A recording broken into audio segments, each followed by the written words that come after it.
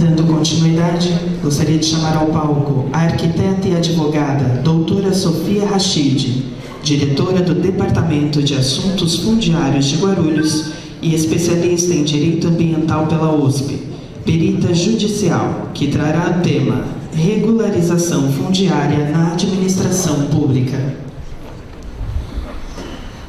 O que eu vou falar aqui para vocês trata da regularização na administração pública municipal.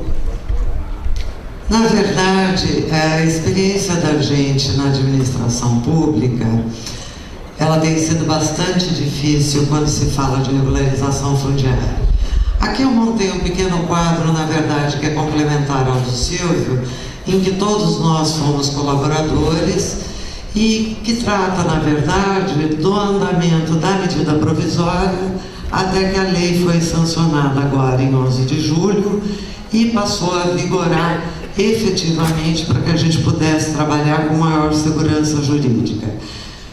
Também vai ficar disponibilizada a apresentação, então aqui a gente tende mais a demonstrar que, na verdade, todo esse período em que a lei foi discutida, ela foi discutida com o OAB, com todos os atores, foi discutida de forma institucional, passou por audiências públicas. Eu mesma me encarreguei, junto a diversos grupos em São Paulo, em coletar informações, coletar dúvidas, coletar problemas, coletar cases, para levar para ver de que forma a legislação poderia resolver isso de forma efetiva. Aqui nós temos um comparativo sintético que também de uma forma muito rápida, também vai falar sobre as modificações de conceito que vieram com a nova lei. Então, antes nós tínhamos assentamentos irregulares para fins exclusivos de moradia. Agora nós temos o núcleo com uso e características urbanas e não mais necessariamente para uso finalístico somente de moradia. Todos sabem aqui muito bem que muitos moradores às vezes têm um comércio, um pequeno comércio de subsistência, uma pequena prestação de serviço, uma escolinha, alguma coisa do gênero que está dentro da comunidade e que tem interesse social de sua manutenção e não poderia ser regularizado. A área urbana anteriormente era definida por lei, agora definida por destinação em ato do Poder Executivo, que vai declarar se ela de fato é de interesse social ou se é uma área de interesse específico que já deva ser notificada para passar pela regularização. Artigo 47 exigia que a área para ser considerada estivesse em área urbana, tivesse uma malha viária, ao menos 2 equipamentos e 50 habitantes por hectare. Ela passa agora a ser considerada pela reversão. O tempo na verdade, a impossibilidade de reversão, o longo tempo de implantação, a natureza da utilização e a existência ou não de algum equipamento público disponível. Isso vocês vão encontrar no artigo da lei. É um elenco muito longo de conceitos que foi estabelecido na legislação agora. Para deixar mais clara essa conceituação, então eu diria que na lei isso está muito mais claro. A demarcação urbanística era obrigatória na legislação de posse. Hoje ela é facultativa e, como o Silvio já passou para vocês, e para não ficar repetitivo, ela já é um instrumento que está incluído na legitimação fundiária. Interesse social específico, eu acho que continua muito claro para todos que trabalham na área. Interesse social é por conta do município, o município é responsável. A regularização de interesse específico fica por conta do loteador ou dos interessados ou das associações. Também tem o rol daqueles que podem fazer a regularização de interesse específico, que também pode ser assumida pela prefeitura nos moldes da lei e efetuar a cobrança junto a esse loteador. As formas para caracterização de interesse social, ser moradia, a renda familiar, o tempo da ocupação ou por meio de lei eram as formas da legislação antiga. Agora basta um ato do Executivo de caracterização.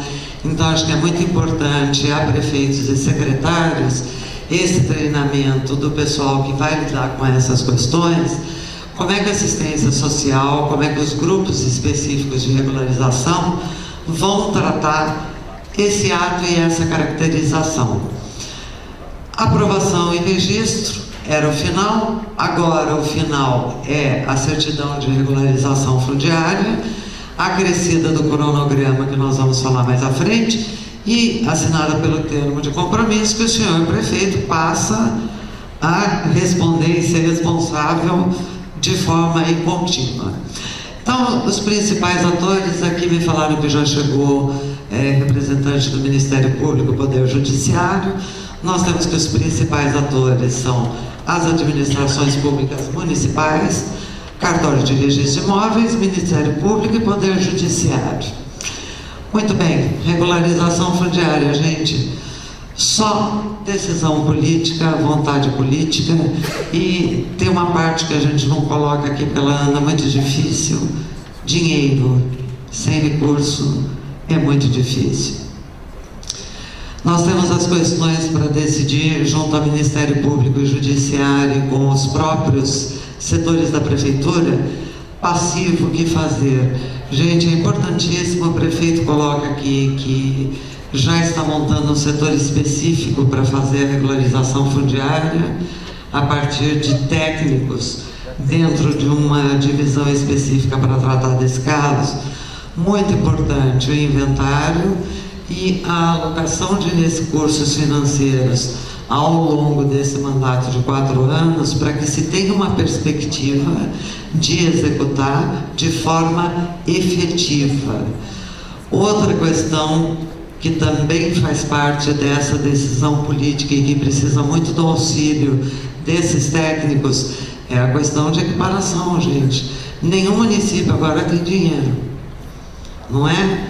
São Sebastião, São Paulo, Guarulhos, todos os municípios hoje passam por problemas financeiros. E é só moradia e regularização que tem para fazer? Não, gente. Tem saúde, tem alimentação, tem escola, tem merenda, tem limpeza pública, tem tapa-valas, tem pavimentação, tem obras de infraestrutura. Então, a administração, ela tem um arcabouço de medidas que ela precisa enfrentar e ela precisa equiparar. Então, em alguns municípios nós estamos vivendo bloqueio gerário decorrentes de ações com trânsito em julgado relativas à regularização fundiária, que muitas vezes estão inviabilizando que o município tome as medidas em outras áreas que eu também considero são importantíssimas. Então, para isso, é diálogo. Controle e fiscalização, à medida em que você tem secretarias envolvidas com planejamento urbano, com plano diretor e com a fiscalização efetiva, tomar as medidas preventivas e corretivas para que a lei de regularização fundiária, como a gente diz, seja uma legislação que, embora vá ser provisória, não se estenda ao longo do tempo, né? E não se torne provisoriamente definitiva. Vamos falar dos recursos humanos, a equipe multidisciplinar necessária que a maior parte dos municípios não tem.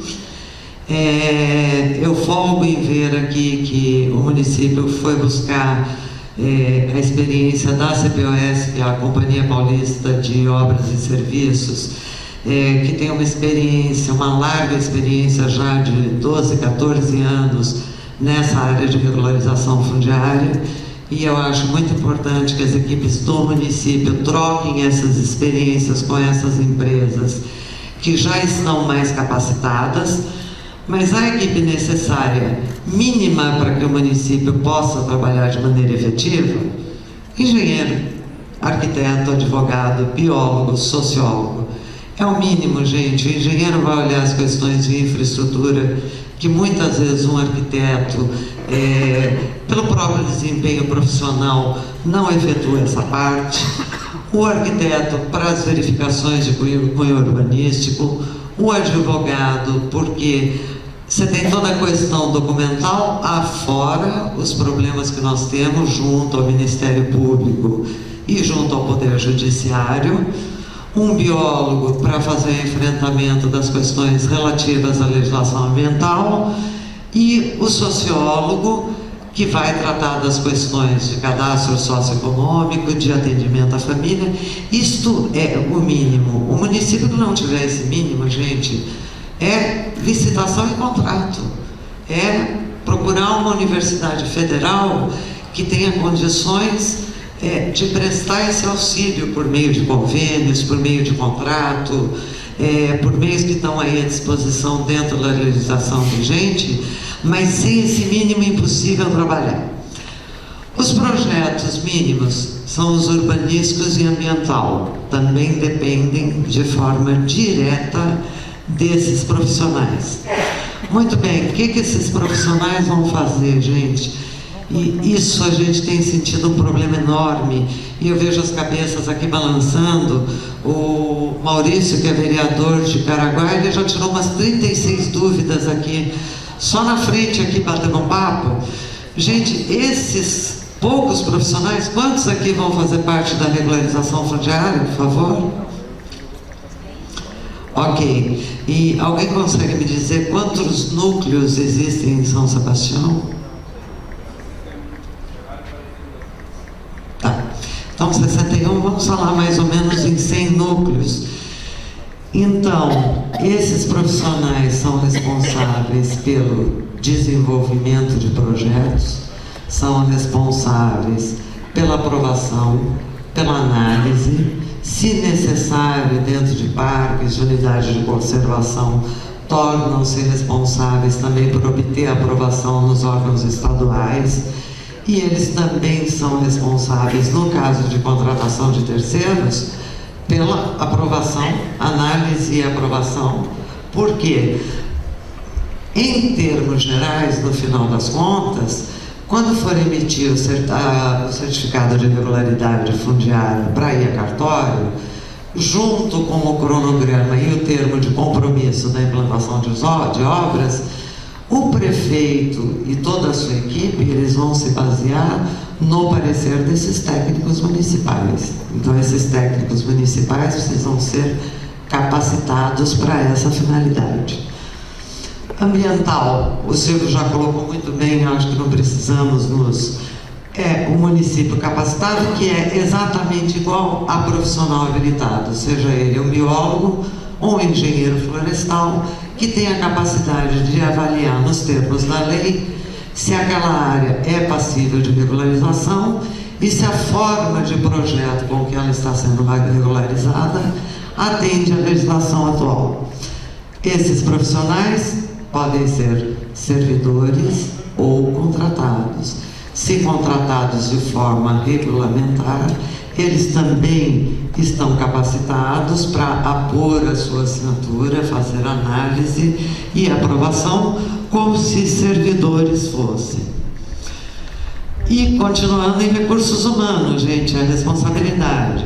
As equipes multidisciplinares são responsáveis, no mínimo, pela análise e aceite, pelos estudos de viabilidade, da construção do cronograma físico viável economicamente. Eu acho que esse é outro problema também para a cúpula de governo e para definir as questões de plano plurianual e de recursos financeiros que vão ficar disponíveis para resolver essas questões, porque embora você possa estabelecer só um cronograma físico das obras, ela precisa ser feita em algum momento. Então, esse cronograma vai ser entregue no ato do registro e a administração se torna diretamente responsável pelos cronogramas e pelos estudos que levaram ao registro. Outra coisa que eu acho importantíssima aqui falar é a capacidade de articulação e diálogo com os outros atores que essas pessoas dos departamentos de regularização precisam ter.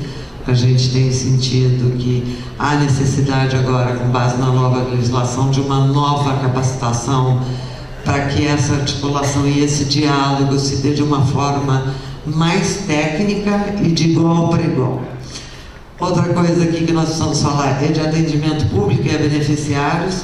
Eu não sei como acontece em São Sebastião, mas nos municípios que nós trabalhamos e coordenamos, o setor de regularização, ao contrário do que se imagina, ao invés de se debruçar sobre o problema da regularização, eles passam 6 a 8 horas do dia atendendo a população.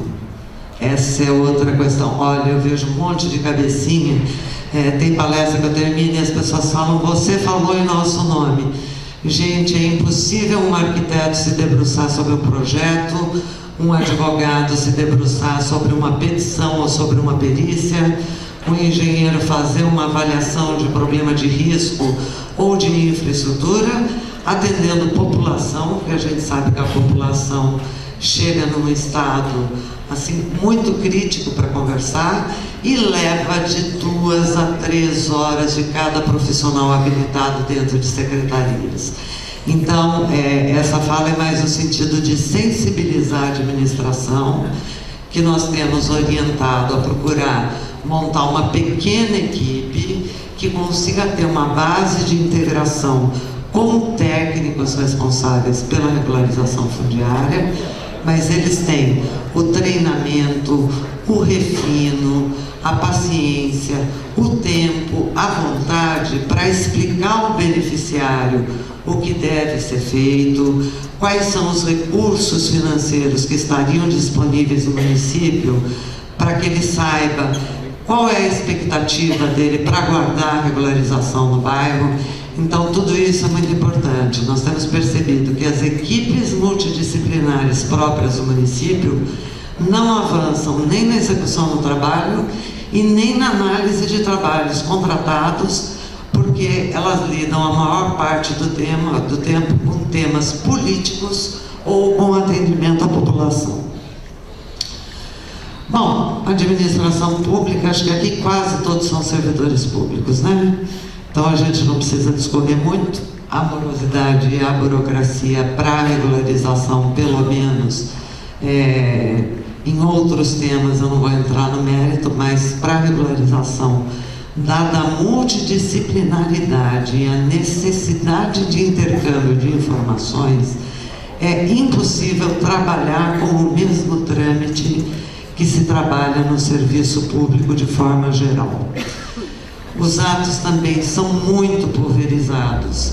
Você não tendo um arquiteto, advogado, geólogo dentro de uma mesma pasta, para que se possa, com um pequeno comitê ou com pequenas reuniões, tomar todas as ações conjuntas para fazer com que a avaliação caminhe, também fica muito difícil. Então, essa pulverização, eu diria que os secretários e os diretores precisam se debruçar sobre o problema, ouvir os técnicos, ouvir os servidores, para ver para cada município qual é a melhor forma para adotar uma sistemática que deixe de fazer com que os processos, com que as análises fiquem circulando intersecretaria, sai da habitação, vai para meio ambiente, vai para obras, volta para a Secretaria de Justiça e daí volta para gabinete e vai para a base orçamentária e as coisas ficam mais complicadas para serem efetuadas. A falta da integração já está mais do que explicada exatamente em razão dessa pulverização. A incapacidade ou dificuldade financeira também vai ter que ser debatida dentro dos grupos técnicos, porque só eles têm condições de determinar qual é o custo envolvido com essa regularização, desde a fase de projeto básico até projeto executivo e contratação de obras. E nós vamos falar um pouquinho aqui mais à frente que isso também não é tão fácil assim. E olha, eu faço isso e não é fácil. Buscar uma uniformidade de ações e, de novo, eu insisto, o cronograma físico e o termo de compromisso. Esses dois têm que começar a caminhar no início da análise. É viável? É possível fazer? O município tem agora recursos financeiros para encarar essa regularização e aquilo que ela precisa de infra, aquilo que ela precisa de investimento inicial? E aí nós vamos, eu acho que eu passei um aqui, não. Cartório de registro de imóveis. Me parece que aqui também, pelos agradecimentos do prefeito, já estão sendo superadas essas dificuldades de diálogo que nós tínhamos muito. A discricionariedade na análise, nós acreditamos que agora ela fica bastante reduzida, e a hora que entrar a regulamentação da lei, aqui, para quem não sabe, né, o Silvio lidou com isso durante 40 anos, desde a Fundação Prefeito Faria Lima, CEPAM, no governo Franco Montoro. Ele já fazia capacitação técnica nos municípios paulistas. Aí ele passa a ser responsável muito mais tarde, depois de voltar para Guarulhos, assumir diretoria. Ele cria esse programa, que é o programa Cidade Legal do Estado de São Paulo, que eu creio também vai ser parceiro de vocês aqui por meio de convênio. E, para quem não sabe, eu sou esposa dele. Então, cria-se uma situação que a nossa busca de informação, enquanto servidores municipais, enquanto na direção de departamentos fundiários, eu também tenho uma empresa há mais de 15 anos que faz regularização de interesse específico pelo estado todo. Eu dou consultoria para algumas universidades. Então, é claro que, inclusive, quando eu não sei fazer, eu sei para quem perguntar, né? E no final aqui, ficaram os dados dele, ficam os meus. Quando vocês não souberem, vocês também têm para quem perguntar.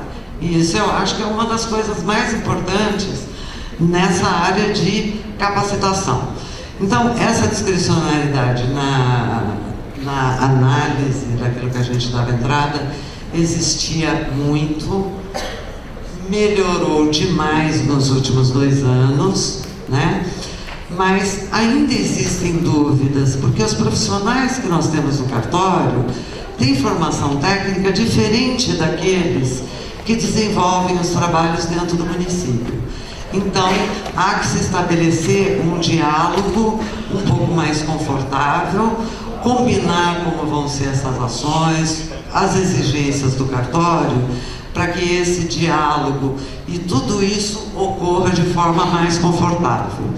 Recusa injustificada da gratuidade é algo que não se admite mais, que a nova legislação já deixou bem claro os casos e desde que momento essa gratuidade é devida. Provimentos decorrentes da nova lei, quem é do cartório aqui? Estamos aguardando, né? Esperamos que o Tribunal de Justiça, muito rapidamente, também atualize provimentos para que a situação de vocês ainda fique mais confortável e que não se tenha que tomar nenhuma atitude com base em discrecionalidade ou em eu acho. E diálogos e termos de cooperação, gente, eu encontrei em alguns municípios, e vocês vão encontrar na internet, muitos municípios têm praticado, e eu acho uma boa prática, tem sentado com os cartórios, tem combinado a base técnica, arredonda para cima, arredonda para baixo, não me manda com quadro, me manda sem quadro, eu quero os memoriais separados, eu quero dessa forma ou daquela, e tem estabelecido um termo de cooperação que me parece tem levado a um resultado prático muito mais rápido, muito mais eficaz. Eu tenho gostado bastante. A relação com os outros atores, gente, eu não sei se vocês têm reclamação, eu tenho um monte. Agentes financeiros, Caixa Econômica Federal e Banco do Brasil, impossível conversar, ok? É difícil, as tabelas são difíceis, os custos são baixos e para essas instituições, aquilo que o município passa enquanto valores necessários para executar os serviços, para eles está tudo ok. Porque se o dinheiro não der para você cumprir a meta a que você se propôs e para a qual você pediu dinheiro, o que faltar é contrapartida do município. Então, é importantíssimo que esse diálogo seja melhorado, que os municípios comecem a lutar por tabelas, por valores de honorários, por valor de hora mais compatíveis com o mercado, e que haja uma capacitação do pessoal que lida com o orçamento e com a estimativa de custo de obra, para que o valor que é pleiteado junto à União e junto a Estados, de fato seja aquele em que é possível efetivar a regularização. Essas tabelas nós temos sentido em todos os municípios, passam-se 2, 3 anos para uma licitação. Esses recursos, eles não ficam aplicados, então eles não recebem nenhum tipo de reajuste ou de atualização monetária. Os valores deles são pequenos com os anos, lógico que o mercado vai avançando, os preços vão avançando, a hora homem vai avançando. Então, esse problema de orçamentação é muito sério. A meta que o município se propõe para obter esse tipo de recurso é muito séria e a contrapartida do município também é muito séria. Então, muita atenção a isso, e também nós estamos pedindo a todos os municípios onde nós vamos que contribuem, que colaborem com as dificuldades que têm enfrentado, seja na forma de afirmativa, seja na forma de questionamentos, seja na forma de requisição de melhorias. Eu, no momento, estou trabalhando numa composição de custos específica para a regularização fundiária, como colaboradora lá do Ministério. Mas eu também quero uma tabela melhor, né? Uma tabela, por exemplo, da Caixa Econômica Federal, que eu não tenha que comparar um engenheiro sênior com um advogado que não existe, com um biólogo que não existe, com um catista que não existe, com um motorista de veículo que não existe. Então, para os funcionários, fica muito difícil. E vocês ficam submetidos aos agentes da Caixa que fazem a avaliação e falam: ah, tá ok, ah não, tá ok, volta para casa e faça a sua lição direito, porque os orçamentos não estão atendendo os pré-requisitos. Para isso, o Ministério das Cidades, eu posso cobrar aqui, vocês não vão ligar, né, gente? O Ministério das Cidades, eu cobro continuamente. Tem ausência de tabela específica para regularização, e eu acho que tem muita ausência ainda de atos normativos de como devam ser os termos de referência e que sejam norteadores para as equipes que efetivamente vão fazer regularização fundiária. De novo, volto para o cronograma, depende de tudo isso. Ministério Público, gente, inquérito civil. O MP tem se mostrado muito bem instrumentalizado no estado de São Paulo e nos estados do sul do Brasil. Estados da região sudeste, eu não conheço todos, mas tem se mostrado muito bem instrumentalizado pelas equipes de apoio, e, via de regra, raríssimas exceções, eles conhecem a comarca melhor do que a administração municipal. Isso é muito triste, porque eles saem na frente, eles já sabem da invasão antes mesmo que os departamentos municipais venham a ser comunicados. Enquanto inquérito civil, é ideal que essas equipes tenham um treinamento e um aperfeiçoamento para travar um diálogo, para evitar uma ação civil pública. Eu diria até para evitar a formalização de um TAC.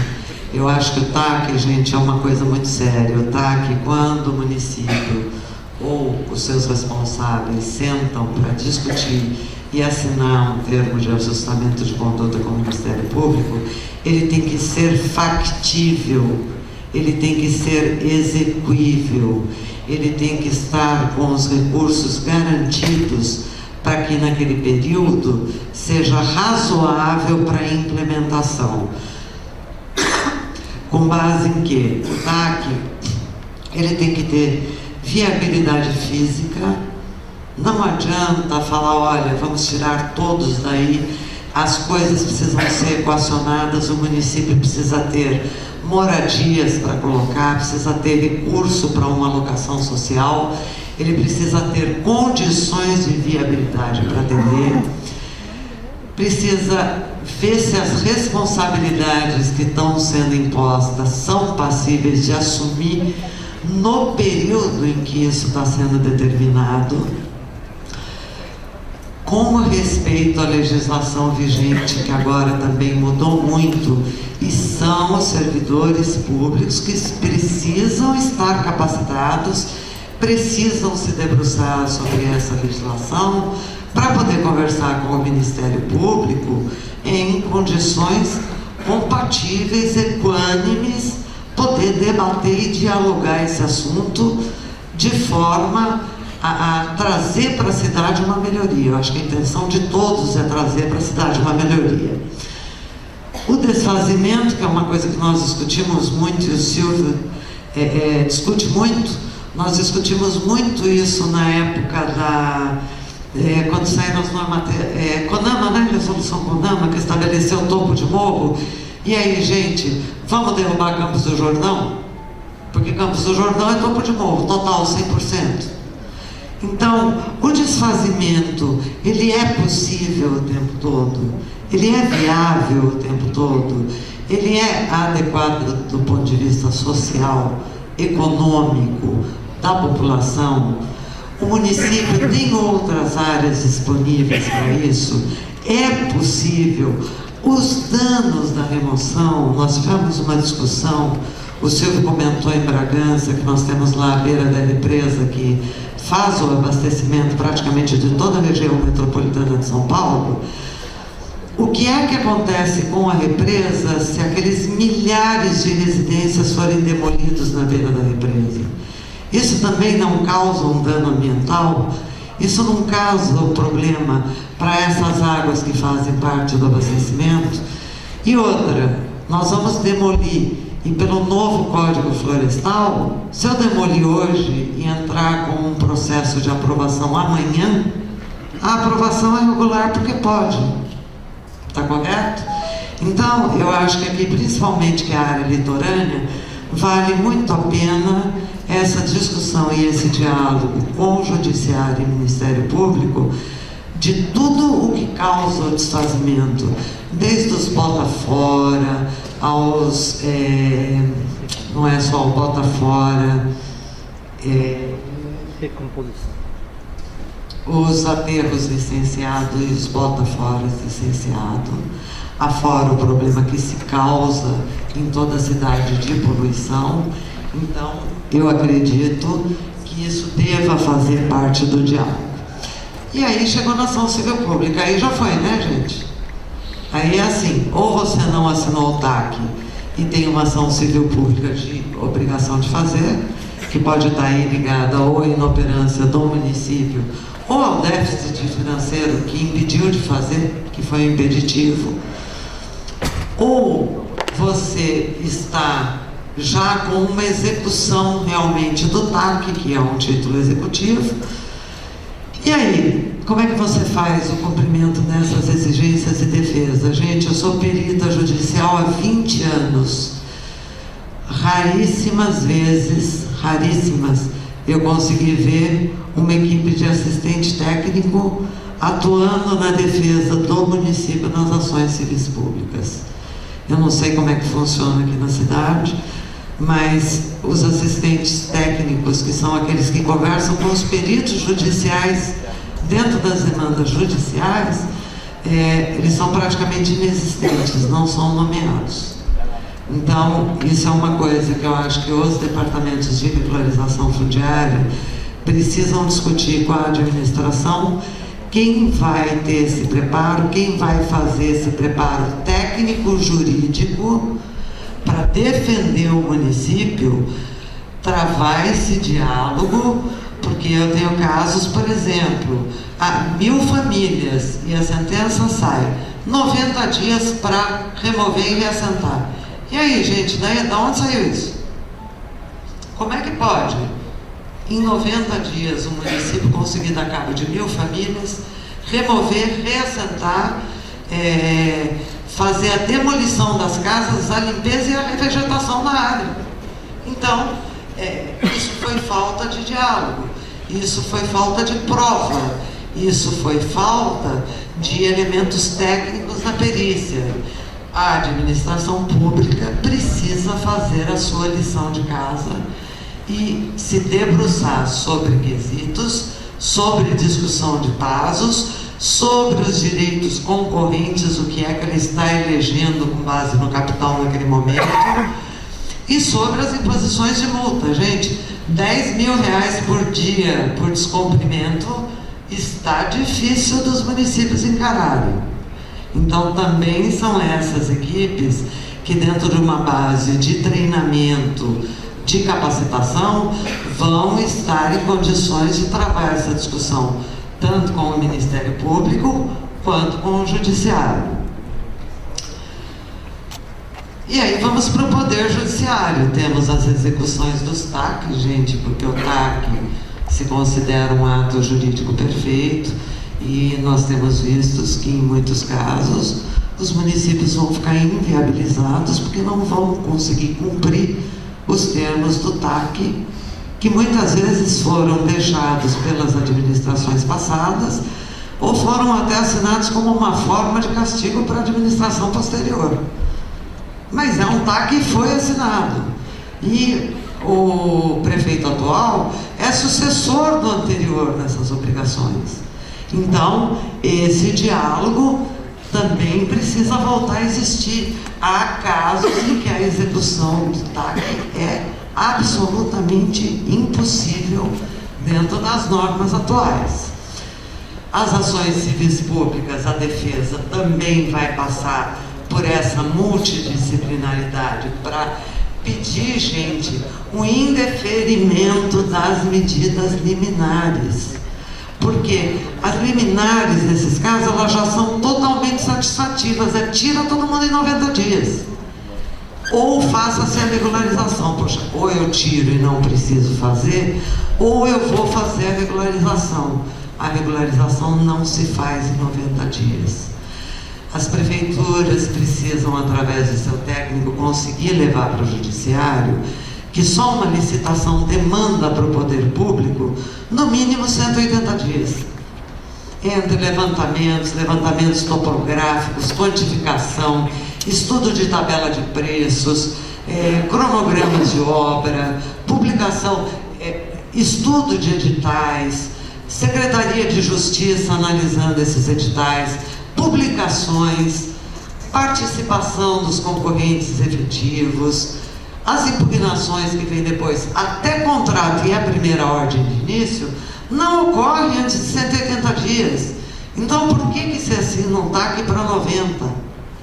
E fora isso, dentro dos TACs assinados, ou dessas ações civis públicas que ainda estão passando por perícia, conseguir levar para essa vara, para esse juiz, um inventário daquilo que já foi assinado, daquilo que já está em curso, daquilo que já é a obrigação assumida, para conseguir, junto ao judiciário, que seja estabelecido um cronograma que o município, de fato, possa cumprir.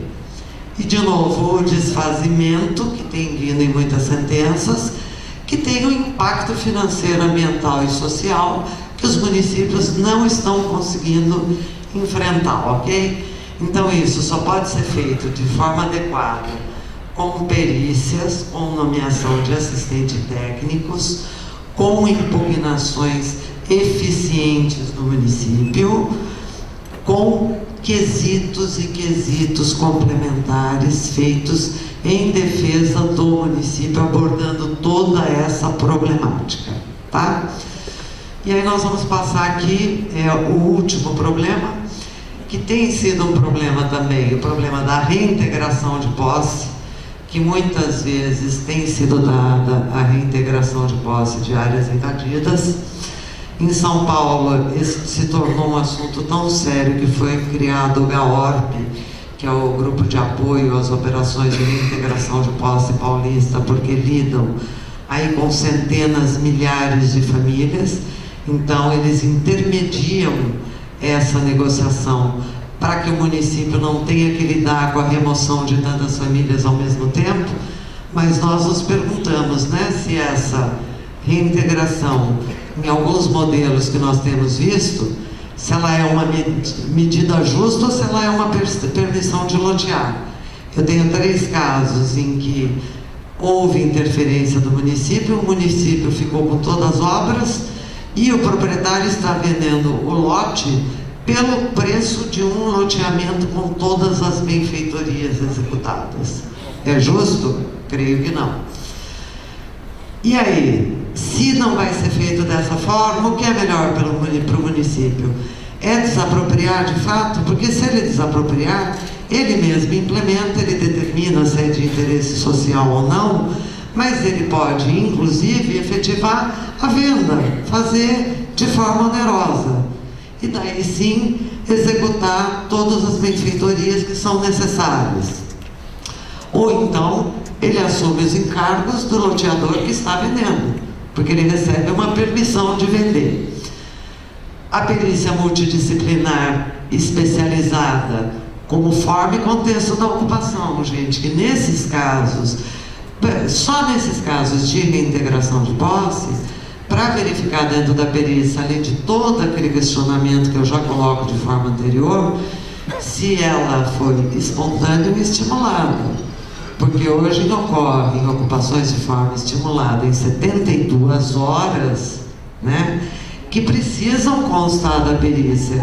Porque quando o judiciário alega que o município foi omisso, que não fiscalizou, que não removeu, que não cuidou das áreas, que não cercou, que não estabeleceu o seu poder de polícia de forma efetiva, nós temos que ver se isso se deu de fato de forma espontânea e vagarosa e foi uma omissão do município, ou se foi uma ação estimulada e controlada e que leva a uma ocupação em 72, 100 horas, 120 horas, você já tem bairro completo formado com bar, escola, creche, você já tem tudo dentro da ocupação.